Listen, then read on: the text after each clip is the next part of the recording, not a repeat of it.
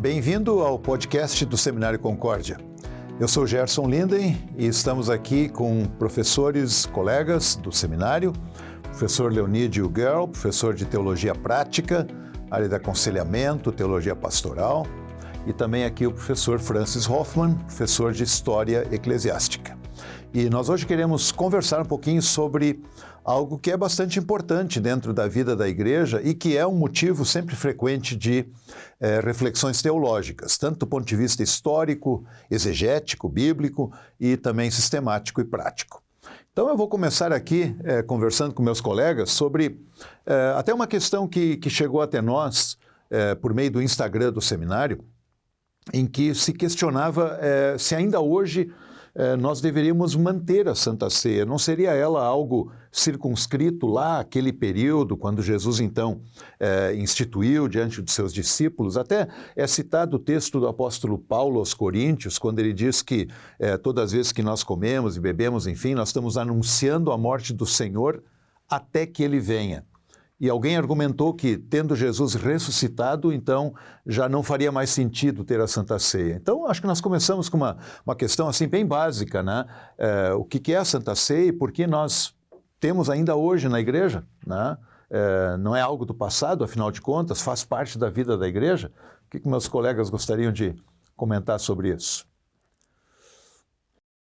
Falar sobre Santa Ceia acho que é bem crucial e importante para a vida da igreja. E talvez uma das questões que facilmente as pessoas confundem é que o benefício, aquilo que Cristo realizou no passado, que é a sua morte e ressurreição, de fato é um fato histórico passado, porque aconteceu num período anterior ao nosso, e isso não se repete.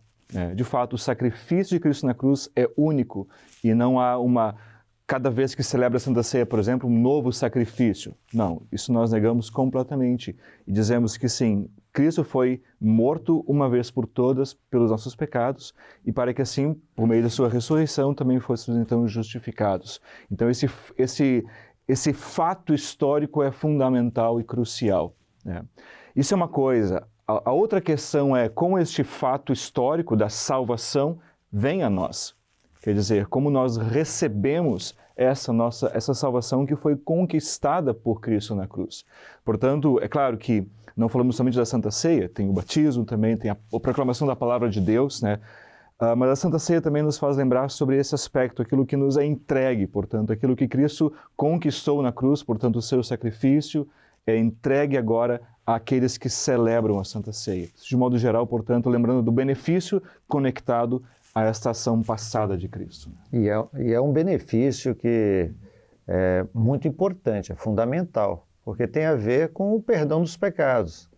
E isso faz com que o pecador tenha a oportunidade, de maneira concreta, visível, palpável, receber esse perdão. Então, quando nós também falamos na vida da igreja hoje, ela é fonte de consolo, de conforto para tantas pessoas que ficam angustiadas quando elas percebem à luz da lei de Deus que são pecadoras, que estão, por assim, necessitadas de auxílio. E esse auxílio nós temos de maneira abundante ali na Santa Ceia.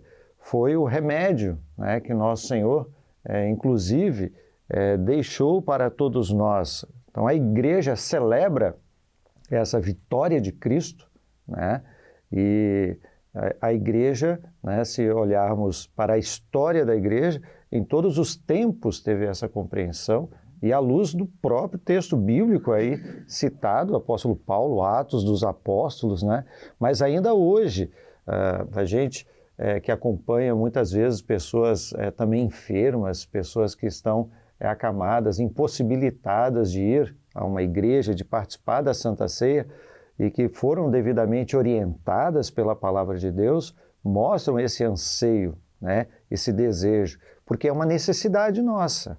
Então a Santa Ceia ela é fundamental para uma vida cristã. E nós compreendemos que o participar da ceia deveria ser algo constante, com muita frequência e ao mesmo tempo com reverência e sempre confiando que ali nos são dados aquilo que Cristo promete, o seu corpo e sangue para perdão dos nossos pecados, né? Então eu vejo também na questão do aconselhamento e da pastoral algo muito importante para a vida da igreja, para a vida de cada cristão, né? Porque, como disse o professor Francis, é a maneira, né, pela qual nós recebemos o que Cristo conquistou para nós. Então isso só pode ser bênção, né? Por isso o meio da graça. Eu acho que essa expressão é interessante, né? Até em cima do que vocês colocaram, quer dizer, a Santa Ceia é um meio da graça, né? É um meio pelo qual Deus, pelo próprio Senhor Jesus, instituiu uma forma de chegar até nós com o perdão e com tudo aquilo que vem do perdão, né? A comunhão. Aliás, esses tempos alguém até comentou que as bênçãos da Santa Ceia são tão ricas que nós nem sempre abordamos tudo, né? E uma delas é exatamente esse aspecto da comunhão íntima com Cristo, né? E aí até eu lançaria uma outra questão para a gente comentar um pouquinho. Eu já ouvi assim, vocês talvez como pastores da igreja devem ter ouvido, né? Você vai ao culto, então no culto luterano você tem um momento de confissão de pecados, absolvição, leitura bíblica, a pregação, tudo isso é evangelho, né? Na própria absolvição dos pecados, Deus nos perdoa efetivamente pela palavra do ministro dele. E aí alguém pergunta, mas por que eu ainda preciso da Santa Ceia, né? Se eu já recebi o perdão dos pecados? Será que é para aqueles pecados que eu cometi ali no meio, né? E aí me parece que uma coisa muito interessante é a gente olhar que Deus foi tão rico que Ele nos deu vários meios da graça, né? A palavra pregada, a absolvição, batismo, a ceia. Lutero até comenta sobre a conversação entre cristãos, quando eles compartilham o evangelho. Quer dizer, cada meio da graça tem uma particularidade, né? Então, nesse sentido, a ceia também, ela tem algo bem particular, bem específico, mesmo que a bênção seja basicamente a mesma, né? O perdão dos pecados. Até o colega Leonídio colocou como ela tem esse aspecto confortador, né? E acho que é interessante como na teologia luterana, a gente tenta olhar isso com um balanço correto, sem dizer que, por exemplo, um é maior do que o outro, como se o batismo fosse mais fundamental que a Santa Ceia, ou que a pregação ou a exposição da palavra fosse mais importante que um ou que outro. Na verdade, está tudo colocando, de fato, de modo balanceado, porque, de fato, é a palavra de Deus. Entende? Que é entregue, sim, com a voz, quando é a proclamação, que é entregue, sim, por meio da água, né, no meio do batismo, e também por meio dos elementos da ceia, no caso, o pão e o vinho, que assim é entregue. E o mérito não está na voz do pregador, o mérito não está na água, o mérito não está no pão ou no vinho, o mérito sempre está na palavra de Deus. O que realiza, o que efetua as coisas é, de fato, a palavra de Deus, que é real e verdadeira. Ela é capaz de transformar, de fato, um coração de pedra em um coração de carne, real e verdadeiro. É capaz de transformar um ímpio em uma pessoa que é crente, né? Então nós lembramos sempre a palavra de Deus que assim opera. Nunca está em nós mesmos, né, o poder de efetuá-lo, mas sempre é graça e misericórdia de Deus. E a Santa Ceia nos relembra de fato disso. O que eu faço para receber a Santa Ceia? Bom, na verdade eu confesso os meus pecados. Eu apenas reconheço que eu nada tenho. O que não é uma obra em si, mas simplesmente um desistir e um desesperar de nossas próprias obras. Como dizer, eu por mim mesmo estaria condenado. Mas Deus diz, bom, mas por minha causa você está salvo, né? Que bênção é poder ouvir isso regularmente, né, ao receber a Santa Ceia. E é personalizado, né? E eu acho que vale lembrar que não é uma decisão de uma denominação, a decisão de uma igreja e uma invenção do ser humano. Isso não foi algo criado por nós. Não foi algo que alguém teve uma brilhante ideia de inventar a Santa Ceia, né? Então, a iniciativa toda é de Cristo, é de Deus que nos dá, né? E por isso é tão importante isso, né? Que é Ele quem nos oferece, Ele quem nos serve, Ele quem nos agracia com isso. É um banquete, na realidade, né? E para o qual nós somos convidados, né? Então é um convite gracioso, na verdade. Então nós temos aí uma oportunidade de usufruir, de sermos beneficiados de algo que diz diretamente respeito a cada um de nós. Ali nós recebemos particularmente esse perdão, né, que é, como o professor colocou, o professor Francis, né, é o resultado da ação poderosa da palavra de Deus, que é a promessa de Cristo. Então, Cristo assim o prometeu. Então, como Ele instituiu, como Ele ordenou, como Ele prometeu, então a ênfase é Ele, né? E Ele por nós, né? Então, hoje, você, digamos assim, anulando esse meio da graça, então você estaria, inclusive, desprezando aquilo que o próprio Cristo julgou ser importante, fundamental para cada um de nós. Então, quem aqui teria o direito, né, o poder de, digamos assim, mudar aquilo que Cristo instituiu para, inclusive, o nosso benefício? Então, seria uma maneira equivocada de compreender, inclusive, o texto bíblico, né? Porque não é isso que o texto bíblico quer dizer, mas ainda assim seria muita pretensão humana querer, né, também legislar, eu diria, em algo que não lhe pertence, mas que foi oferecido, né? Então, isso é coisa graciosa, que se recebe com gratidão. Agora, pensando nessa questão da Santa Ceia como evangelho, né, como algo que é dado ao pecador, que não tem nada para oferecer para Deus senão um coração pecaminoso, né, e que Deus, de bom grado, por causa da obra de Cristo, cobre com o seu perdão. Pensando sobre isso, também se ouve de vez em quando perguntas, questionamentos do seguinte tipo: nós não negamos batismo, o batismo é para todos, nós pregamos para todos. Por que dentro da igreja luterana, dentro da IELB, por exemplo, se tem uma prática em que nem todos são convidados a vir à ceia? Isso em alguns momentos até pode soar um pouquinho, talvez como uma arrogância ou como uma forma de excluir pessoas. Então, nós chamamos isso até de comunhão fechada, né? Alguns até preferem comunhão próxima, né? Então, talvez seria interessante a gente comentar um pouco, né? Por que os luteranos, então, têm essa prática de convidar a Santa Ceia luteranos da igreja ou de igrejas irmãs e, de alguma maneira, restringi-la? Vocês gostariam de comentar alguma coisa sobre isso? Acho que sim, até porque, na verdade, a pergunta é ótima e apenas ressalta esse caráter evangélico da Santa Ceia, do cuidado que se tem, porque a gente entende que sim, quando fala do batismo, por exemplo, não se requer uma compreensão do que está acontecendo, ele é entregue, colocado sobre a pessoa, e se prevê ou se presume a partir daí a instrução, né, quando ele diz para fazer discípulos, né, batizando e ensinando, né, então se pressupõe que aquela pessoa que foi batizada, ela vai ser ensinada de alguma maneira, né. A Santa Ceia, portanto, ela entrega a pessoas que já são cristãs, que já foram batizadas e que, portanto, participam dessa comunidade cristã.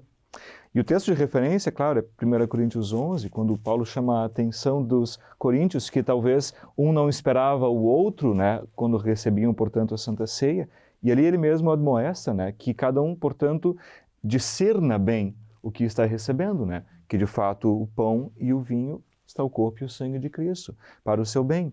E daí o grande problema, e aqui está a grande preocupação, que talvez quem não tem esse trabalho pastoral, ou quem talvez não trabalha de perto, pode talvez não entender muito bem, porque na verdade a igreja luterana está preocupada para que as pessoas recebam a salvação e não a condenação, que era o grande problema que acontecia em Corinto, né? Recebiam a Santa Ceia para o seu mal. Por quê? A Santa Ceia a pessoa vai receber, porque não é o pastor, não é a pessoa que celebra a Santa Ceia que faz o sacramento, é a palavra de Deus. Então a palavra de Deus, ela realiza aquilo que ela se propõe a realizar. Portanto, se é recebido com fé, é para o seu bem, mas se recebido sem fé, isso é para o seu mal. Então, de fato, dizemos fechada, não sei qual seria o melhor termo, né, para que ninguém se sinta ofendido. A ideia não é ofender, a ideia justamente é cuidar, é proteger, dizer, olha, a igreja é para todos, né? Mas ao mesmo tempo dizemos, olha, não queremos que as pessoas estejam na igreja só por estar. A gente entende igreja como uma mesma confissão de fé, como aquilo que nós cremos, aquilo que nós confessamos, de modo coeso e comum, né? Podemos talvez discordar de coisas não centrais, mas aquilo que é central, aquilo que, portanto, a palavra de Deus proclama claramente, e a Santa Ceia é uma delas, é preciso haver clareza para que então haja comunhão, pois senão estaremos inventando uma coisa que não existe, estaríamos desrespeitando a pessoa que tem um pensamento diferente, de repente, de novo, recebendo uma coisa que é algo distinto, e acabaria trazendo o seu próprio mal ao invés do seu bem. Eu percebo assim que há realmente uma tensão dentro desta temática assim conhecida como a comunhão fechada, né? E muitos acabam levando isso para o lado denominacional. Então, é como se fosse fechado no sentido e pelo motivo de ser ou não ser luterano ou ielbiano, falando aqui, né? Quando, na verdade, o que está aqui por trás é o zelo, né? O zelo, e esse zelo é um zelo que é demonstrado pelo próprio Cristo, já na instituição, né? Então, o próprio Cristo, ao instituir a Santa Ceia, ele também o faz de maneira diferente do que normalmente ele fez vários atos proféticos, né? Por assim dizer. Ele poderia ter feito em qualquer momento, mas escolheu daquela forma, daquela maneira, né? Isso equivale a dizer também que esse zelo e de comunhão, que podemos chamar de comunhão fechada, não tem a ver só e apenas com aqueles que não são da denominação. Porque Paulo, quando chama a atenção em 1 Coríntios 11, ele está falando com os congregados. Então havia um abuso até dentro da própria congregação. E o nosso esforço é para que este sacramento seja recebido em fé, confiança, mas também com muita dignidade e responsabilidade. Então a gente zela por aqueles que também estão participando e que são membros luteranos.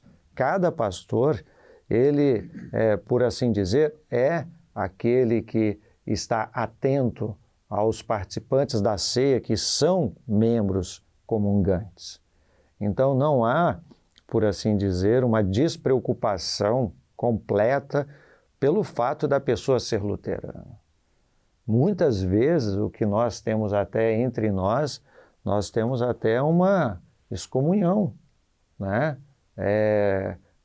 Algumas pessoas que insistem, luteranas, que insistem em viver na sua vida de pecado, que insistem, né, a gente poderia dizer até zombar daquilo que Cristo fez, participando de maneira, né, despreocupada e vivendo uma vida escandalosa nos seus pecados. Essas pessoas, o sacramento é retido a elas. O pastor tem esse zelo e tem essa preocupação, né? E olha que estamos falando de congregados que foram instruídos nas verdades e doutrinas bíblicas. Ou seja, o pastor, ele é alguém responsável por aquela ovelha. Agora, o que dizer então de uma pessoa que o pastor sequer conhece? Uma pessoa que, por assim dizer, chegou ali naquela celebração e ninguém a conhece, e qual é a responsabilidade do dispenseiro, né? Que é o pastor? Ele precisa ser zeloso com isso, né? Ele não é dono da Santa Ceia, ele administra a Santa Ceia. Então, pelo zelo que ele tem com o Evangelho e com, no caso, a Santa Ceia, ele sabe que, à luz de 1 Coríntios 11, pode existir abuso dentro da igreja e ainda mais fora dela. Então, nada mais é do que um zelo pastoral, uma prática pastoral para com aqueles que estão participando, para que eles participem de fato disso aqui, o professor Franz, para o proveito. Porque, na verdade, a Santa Ceia é para o proveito. Mas, né, se for, digamos assim, feito de maneira que discorda daquilo que a palavra de Deus orienta, isso, aí Paulo deixou claro, né, que isso pode tornar-se um juízo para a pessoa. Então, nós, como pastores, somos responsáveis e queremos que as pessoas sejam beneficiadas. Daí, talvez falte essa compreensão das pessoas do porquê. Não é apenas uma coisa denominacional, simplesmente como que alguém agora bateu o cartão, né, tem uma ficha, e assim, qualquer um pode participar a qualquer momento, sem preocupação alguma, mas sim por causa da nossa prática pastoral que visa sempre o bem-estar de cada ovelha. E talvez isso hoje não seja tão comum, as pessoas hoje não estão muito assim acostumadas a serem pastoreadas. Hoje a gente percebe que muitas ovelhas querem andar sozinhas, né? E cada um seguindo aí as suas regras, mas na Santa Ceia não, né? Então essa prática pastoral é fundamental na Santa Ceia, né? Quer dizer, no fundo, o que nós estamos dizendo aqui é que ao restringir a ceia para alguém, isso não é um castigo e também não é um ato administrativo, né? É um ato pastoral que zela pelo cuidado das pessoas. Aí, eu acho que foi importante que os colegas colocaram, né? Até para a gente lembrar como pastor, que temos visitantes nos cultos, né? Temos pessoas que não são luteranas. Vamos pensando aqui no ambiente da IELB, né? Talvez até tenhamos eventualmente um visitante que não é cristão, mas ele por algum motivo foi ao culto, enfim, né? E nós temos que ter um carinho e respeito. Então, acho que até uma forma assim bonita deve ser usada, né? Respeitosa, de dizer para o nosso visitante que ele não está sendo desprezado, né? Ele é muito bem-vindo. Eu vejo, por exemplo, alguns pastores, o meu pastor mesmo, né, da congregação em que minha família e eu participamos, ele tem um jeito muito, muito elegante, muito respeitoso, né, em que ele, por um lado, convida para a Santa Ceia aqueles que foram preparados, né, que passaram por uma instrução de confirmandos ou a profissão de fé, que confessaram a sua fé, que estão dentro da comunhão da mesma fé, mas ao mesmo tempo ele diz, olha, se temos algum visitante aqui conosco, eu peço que converse comigo depois do culto, né? Eu gostaria muito de poder orientá-los para num futuro próximo poderem participar. Quer dizer, o fechado aqui não é um fechado para sempre, né? Ele, na verdade, ele busca atender aquilo que é o mais importante, que é chegar ao pecador com a dádiva de Deus como perdão, né? E não como juízo, né? Como Paulo alerta lá, né? E isso aí me traz um outro tema que eu acho que também é interessante dentro da Santa Ceia e da prática, né? Nós falamos sobre o papel do pastor, né? E às vezes surge uma dúvida, é preciso que seja um pastor que administre a Santa Ceia, né? Nós temos locais em que pessoas leigas auxiliam na distribuição, né? O pastor e um homem, uma mulher, enfim, né? Membros da congregação que auxiliam o pastor, então, no distribuir. Mas não poderia ter uma Santa Ceia sem pastor? É importante que haja um pastor? É necessário? Enfim, como é que a gente pensa como luterano a respeito disso?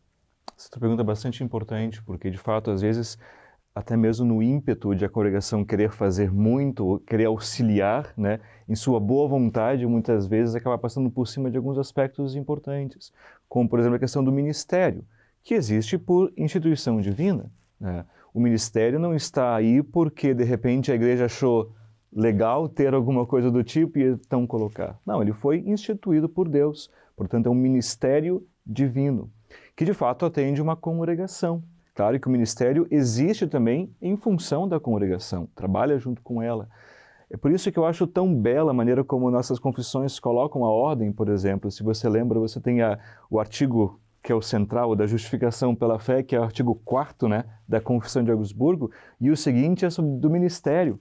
E logo depois está conectado com a igreja, a maneira como isso é colocado, e veja como uma coisa está de fato conectada à outra. Quer dizer, na prática, Deus, em sua palavra e nossas confissões, estão dizendo que aquela conquista de Cristo da justificação pela fé, a sua salvação, agora é entregue por meio do ministério, que foi também instituído por Cristo. Não à toa ele chamou os apóstolos, e esses apóstolos também continuaram ou prosseguiram ao estabelecer pessoas para o bem da congregação.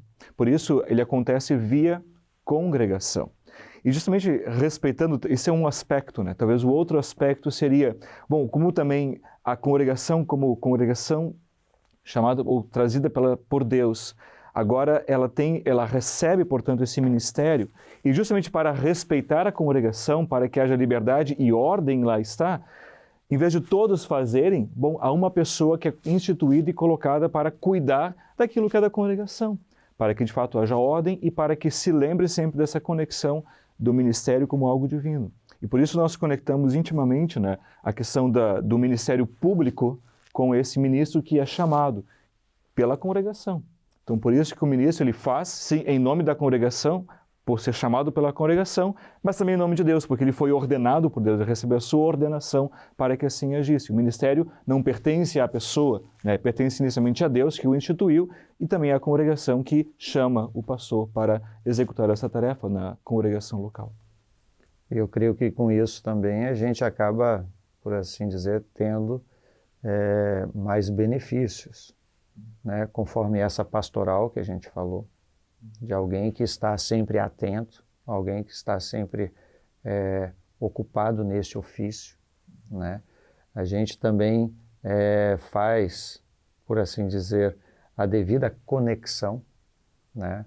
Porque não é algo, no caso do ministério, também não é uma questão administrativa e decisão nossa, seres humanos ou denominacional, né? Mas é algo que realmente nós recebemos e como dádiva, né? Então, novamente, nós temos pontos importantes aí para que o sacramento ele seja devidamente administrado, né? De acordo com a vontade, né, de Cristo. Então, o sacramento ele tem toda essa conexão com a vida da igreja e, claro, com o santo ministério. E aí, né, ainda a gente tem, por assim dizer, a questão da ordem e decência, né? Acaba que desta maneira a gente vai, por assim dizer, seguindo esse princípio que é tão importante para nós, para não haver confusão, né?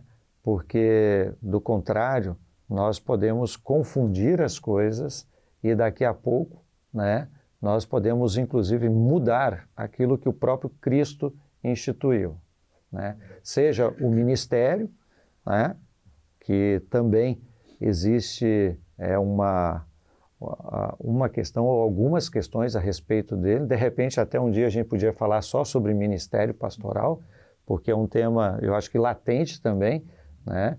Muitas pessoas têm dúvidas, mas eu diria a questão da Santa Sé, que está intimamente ligado com o ofício pastoral, né?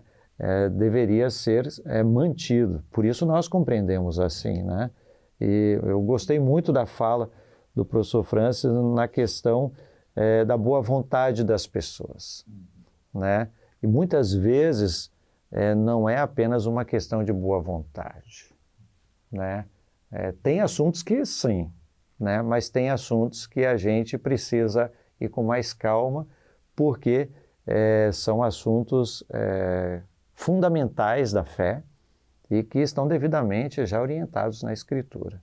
Então, aí importa a gente seguir essas orientações para não cairmos, por assim dizer, até mesmo em heresia, em ensinamento falso, né? Negligenciando aquilo que a palavra nos orienta, né? Mas sempre pode acontecer de alguém se questionar, até porque a gente sabe que dentro da nossa igreja tem paróquias com muitas congregações, né, e que tem apenas um pastor, 2 pastores. Então, a gente, digamos, percebe que pode ser a angústia de alguns.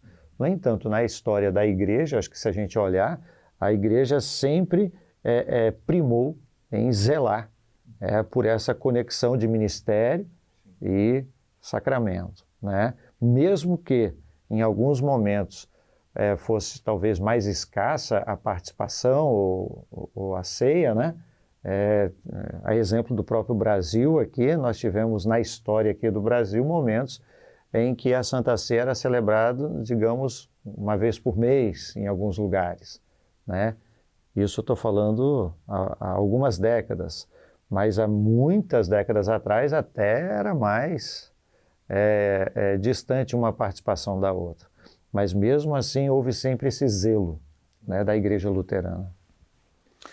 Pois a gente falar sobre Santa Ceia é um prato cheio, né? E dá para a gente conversar muito. Eu não sei se meus colegas teriam ainda algum tema que gostariam de levantar. Eu lembro de um outro aspecto aqui, até uma pergunta que veio, mas... Eu posso comentar apenas o que ele disse, porque ele citou a história da igreja, né? Então, sim. para não me sentir enciumado. Professor de história, levantou, né? Levantou. É isso aí, tá certo. É para isso que chamamos o professor de história, né?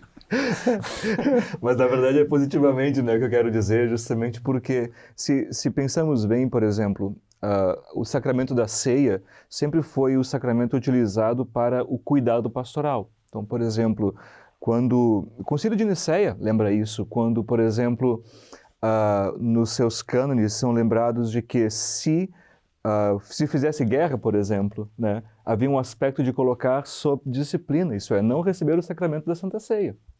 Quem é que poderia determinar o não recebimento do sacramento da Santa Ceia? O ministro, entende? Porque ele, de fato, é quem está zelando por essas questões teológicas. E talvez, a gente às vezes fala de história da igreja, talvez uma das tendências que se tem é de colocar em conflito a história da igreja com a Bíblia, né? Talvez é uma das visões que se tem. Talvez porque, talvez não entende a palavra, até mesmo tradição, né?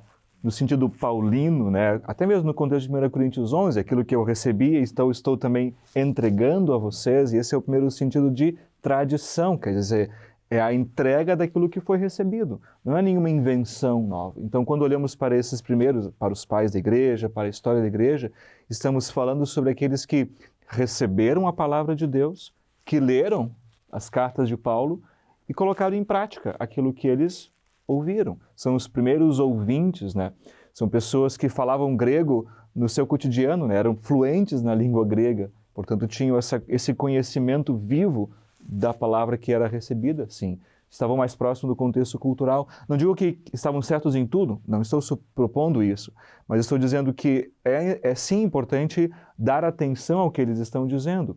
E a prática deles, portanto, quando falamos da prática da igreja, apenas corrobora, apenas aponta e traz ainda mais à lume isso que nós falamos sobre a importância da conexão entre o sacramento, portanto, e o ministério, que, portanto, se é zeloso por isso. Porque o ministro celebra a Santa Ceia não porque ele quer, né? Lutero, quando fala, por exemplo, sobre os concílios da igreja, né? Quase o final já do seu tratado, ele vai dizer, olha, se Deus tivesse mandado levantar uma palha e assim eu receberia o perdão dos pecados, bom, isso eu faria. E o ponto de Lutero não é que devemos levantar palhas e achar que estamos recebendo isso. O ponto é, eu faria qualquer coisa que Deus me dissesse para fazer. O que Deus me disse? Para receber a Santa Ceia, no caso, né? O batismo, enfim, a proclamação da palavra, os meios da graça, como foi bem destacado aqui antes. E é isso que eu vou fazer. Não é porque é invenção minha, não é porque eu acho que é bonito ou porque eu acho legal. Não, eu faço porque Deus me ordenou assim fazer. Isso concorda daí com a Escritura, né? Não é porque também alguém poderia objetar que fosse uma opinião de Lutero, né? Mas não é. A gente olha que o Antigo Testamento, né? A serpente de bronze mostra isso, né? Por mais irracional que fosse aquele povo que, digamos assim, estava sofrendo no deserto por causa das serpentes, né? E lógico seria olhar para alguma coisa e ser curado no corpo, né? Mas isso já era um sinal, né? Digamos, grandioso do que estaria por vir, que é o próprio sacrifício de nosso Senhor, né? Que veio com este objetivo, finalidade de nos dar o perdão. E agora, de maneira bem concreta, a gente recebe na Santa Ceia. Então, isso não é algo inventado, né?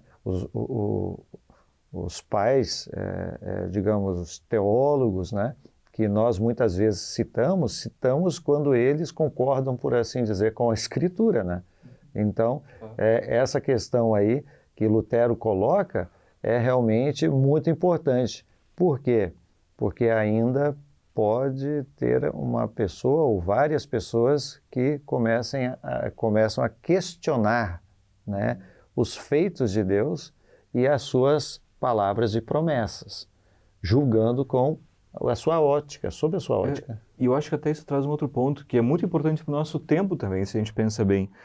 De novo, citando Lutero, agora em outro contexto, falando sobre o cativeiro babilônico da igreja, por exemplo, né, quando ele trata os 7 sacramentos, e quando ele fala sobre a Santa Ceia, ele lembra claramente que esse foi um dos elos que Deus manteve, portanto, para que as pessoas pudessem receber o Evangelho, né, em um contexto onde a pregação havia sido tornada legalista, onde... Ele ia falar do batismo também, é verdade, embora os adultos tivessem esquecido do valor do seu batismo, né? Mas mesmo que a Santa Ceia fosse, digamos, deficiente, entre aspas, né, porque se dava apenas o pão, né, ainda assim, Lutero destaca, mas a palavra de Deus que o determinou é a que realmente realiza o seu efeito. Então a igreja tinha esse seu sinal, essa marca importante, objetiva, de que Deus está realizando alguma coisa. Se nós trazemos isso para o nosso contexto, por exemplo, sobre um contexto pós-moderno, onde cada um pensa da sua maneira, muito subjetivo, portanto. Ou quando alguém pensa num contexto talvez meio teísta, né, onde quem sabe Deus está distante, né, não realiza nada na Terra, ou vários contextos, né, sejam gnósticos ou agnósticos, ou qualquer tipo de situação. Nós somos, de novo, a nós nos é oferecido mais uma vez a graça de Deus, que é totalmente objetiva, é misericordiosa. Veja, um cuidado, não é o nosso conhecimento sobre a Santa Ceia que nos capacita a ir na Santa Ceia também. Não somos gnósticos, né? Mas veja, é justamente o discernir o que está acontecendo aqui, o que eu estou recebendo. Por isso, falar de Santa Ceia não é só falar de Santa Ceia, né? É falar do sacrifício de Cristo na cruz, é falar de igreja. Por isso que é um assunto tão complexo, né? Porque nós começamos a falar de Santa Ceia e de repente estamos falando aqui de ministério, de igreja, de história e várias coisas mais, porque justamente não é algo isolado. Por isso que dizemos assim, se alguém disser na congregação, não, pastor, eu concordo que está o pão e o vinho, o corpo e o sangue de Cristo, então eu posso participar da Santa Ceia. Não é assim, porque não é só isso que nós discutimos. É muito maior do que isso. Há uma questão de comunhão, há uma questão de cuidado, de zelo, né? Por exemplo, pode acontecer de um membro da IELB, né, vai em outra congregação e quer receber a Santa Ceia, mas o pastor que o recebe talvez não sabe que aquela pessoa está sob disciplina. Então não deveria ser automático o recebimento da Santa Ceia, mesmo dentro da IELB. Aliás, isso aqui me faz lembrar, você falou da história, da tradição, tem coisas na história que valeria a pena a gente retomar, né? Muitas coisas, por sinal, que talvez se perderam. Eu estava lembrando bem desse caso de um membro que vai de um local para outro, aquele livro do teólogo alemão Werner Elert, que fala sobre a Santa Ceia e a comunhão, a união da igreja nos primeiros 4 séculos, né? E aí ele menciona lá que quando alguém saía da sua localidade e ia para outra, ele levava uma carta de apresentação. O seu pastor o apresentava. Então ele chegava lá no outro local, apresentava lá ao pastor local, dizendo, olha, nós somos da mesma fé, né? Muita gente acha que naquela época havia só uma igreja, mas nós sabemos que havia grupos dentro da igreja, havia os grupos arianos, macedonianos, enfim, né? Que tinham teologias distintas e até em relação à ceia. E aí havia aquele zelo todo de que o pastor, quando via que um membro iria viajar, dizia, olha, eu vou te apresentar para o meu colega lá, né? Então tu vai chegar lá e tu és membro da mesma igreja. A igreja não está circunscrita geograficamente, né? Ela está espalhada no mundo, né? Mas o que nos une é a confissão de fé, né?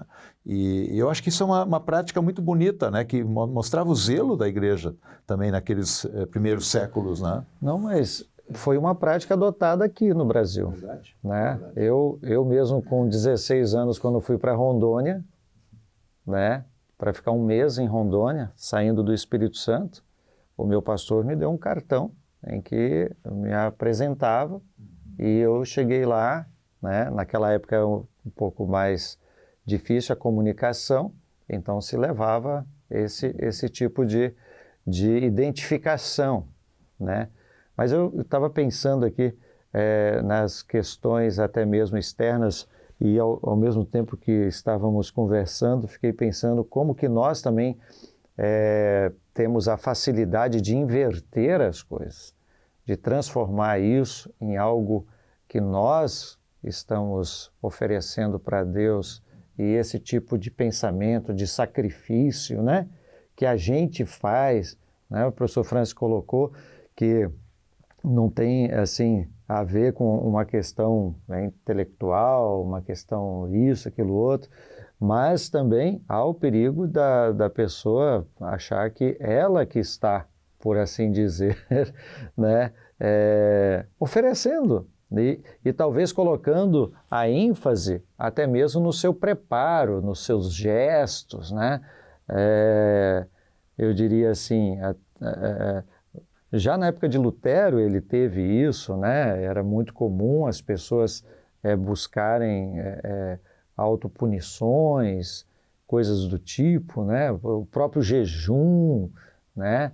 E, enfim, coisas que às vezes eram até para, eu diria assim, o bem, acabaram invertendo, porque a ênfase recaiu sobre o preparo do indivíduo e da forma como esse indivíduo estava recebendo, né? Então, a dignidade dele, né? O que ele vai ter que fazer agora para ser digno, né? Então, esse tipo de pensamento pode distorcer aquilo que realmente o sacramento tem a oferecer, porque a ênfase acaba recaindo sobre a gente, né? Onde a gente se coloca digno de, né? Receber, quando na verdade nós, já foi dito, né? Nós não temos nada de bom a oferecer, né? Nós somos indignos, né? A nossa dignidade está em Cristo, né? Por isso que Lutero vai dizer que digno, bem preparado é o que crê nas palavras que o próprio Cristo nos deu. Mas nós estamos chegando aí ao final do nosso... Vocês estão vendo que quando professores de teologia se encontram, o bate-papo vai longe, é ainda mais um assunto tão importante, né? Um assunto tão fundamental para a vida da igreja. Mas me ocorreu até, colega Leonídio, quando você falava sobre a dignidade pessoal, que nós não temos, na verdade, a dignidade é de Cristo, mas da nossa postura na Santa Ceia. Alguém até perguntou, né, dentro do Instagram do seminário, se não seria adequado, se não seria correto, não seria bom que nós recebêssemos a ceia ajoelhados.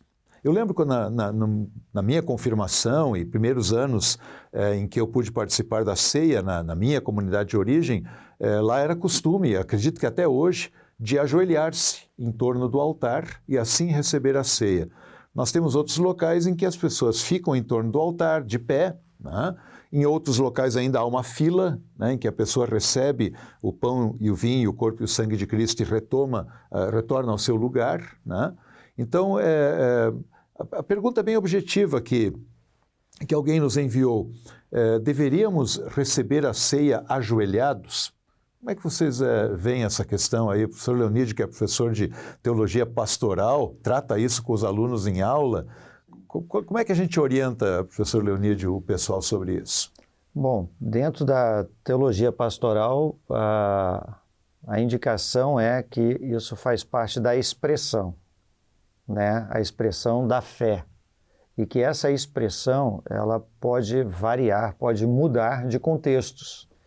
Dentro do próprio país pode ter diferença, dentro do próprio estado às vezes pode ter diferença, às vezes uma paróquia, né, grande pode ter diferença dentro da própria paróquia, a forma de expressar essa reverência, né, com relação até à ceia do Senhor, né? Então, a primeira orientação é que nós como pastores a gente não deveria impor um certo padrão. Nós não deveríamos impor aquilo que a gente acredita que seja o, por assim dizer, correto, uma vez que isso está dentro da liberdade. Isso faz parte da liberdade.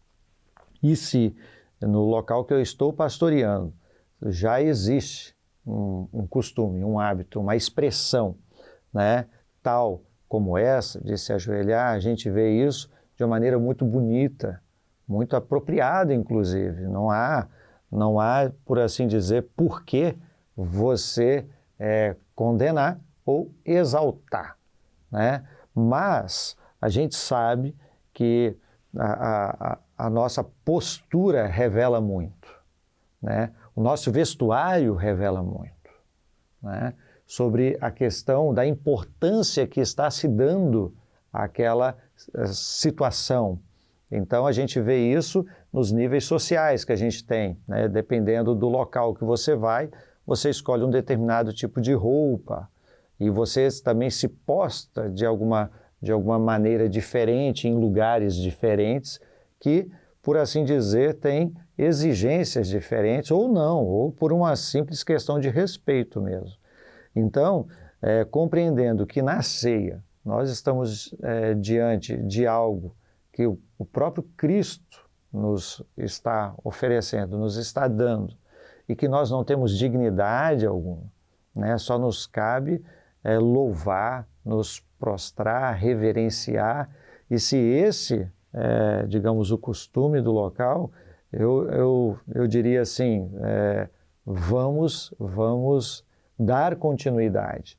Não existe motivo para nós mudarmos isso.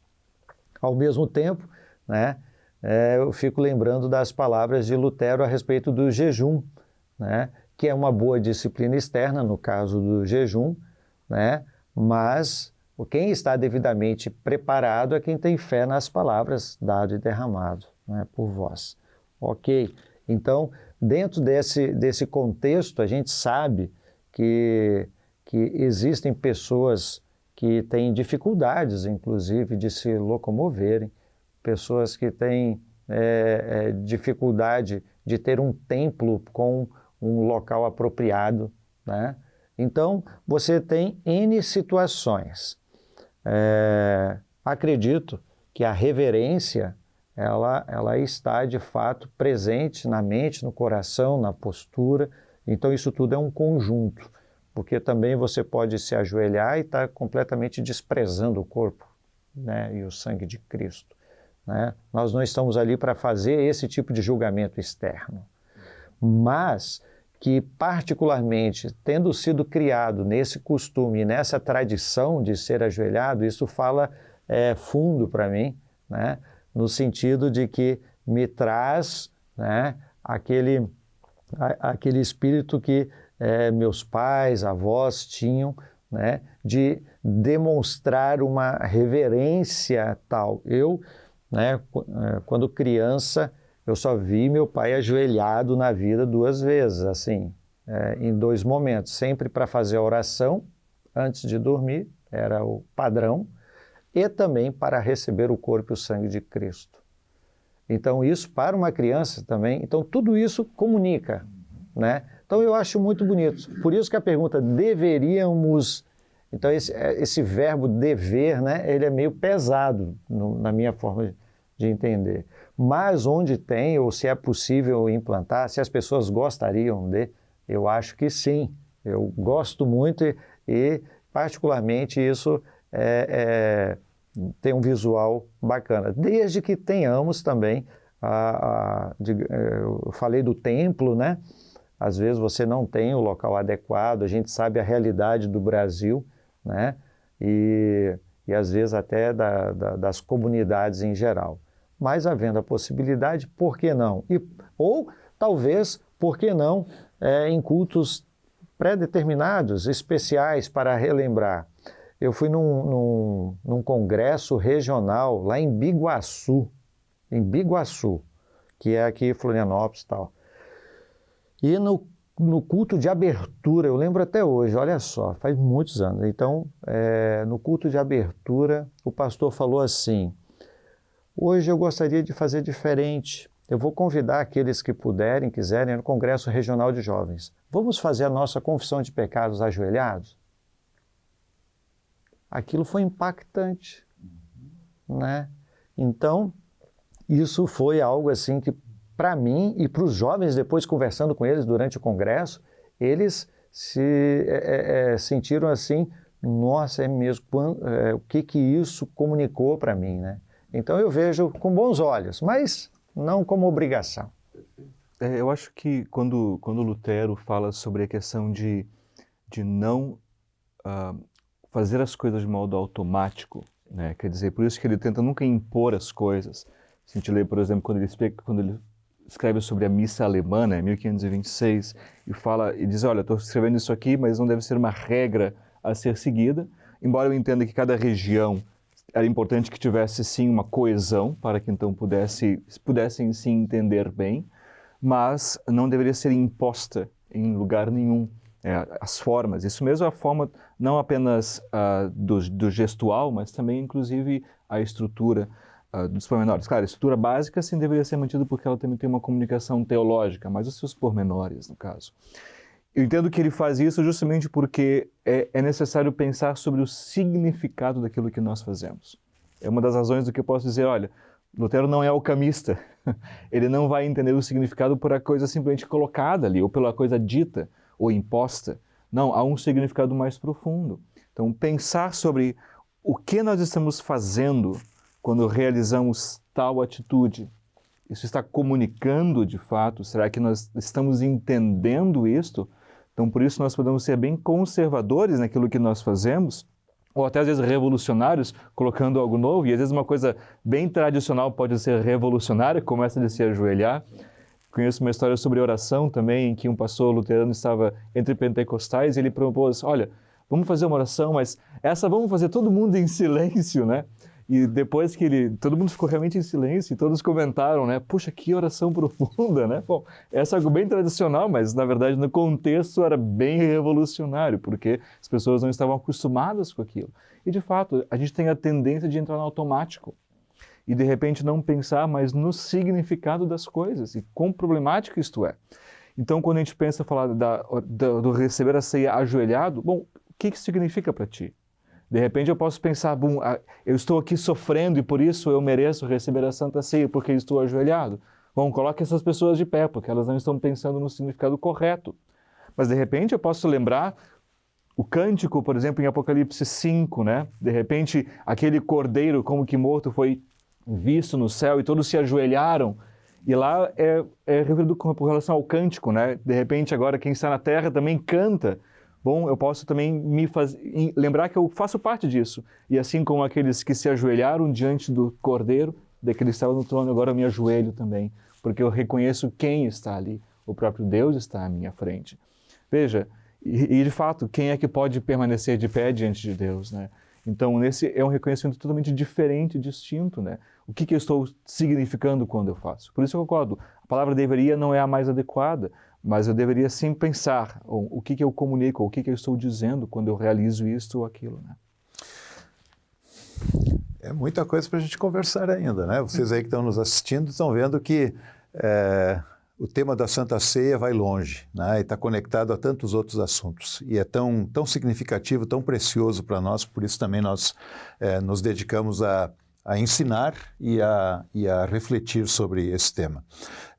Eu quero agradecer aqui aos meus colegas, professor Leonídio, professor de Teologia Prática, professor Francis, professor de História Eclesiástica, que participaram comigo desse momento e, na verdade, eu aprendi muito com eles e eu espero que vocês também tenham aprendido bastante sobre esse tema tão significativo. Então, muito obrigado a você também que nos acompanha no podcast do Seminário e fique ligado e também envie suas perguntas, questões no Instagram do Seminário Concórdia e nós teremos muito prazer em dialogar sobre elas. Um grande abraço e que Deus os abençoe ricamente.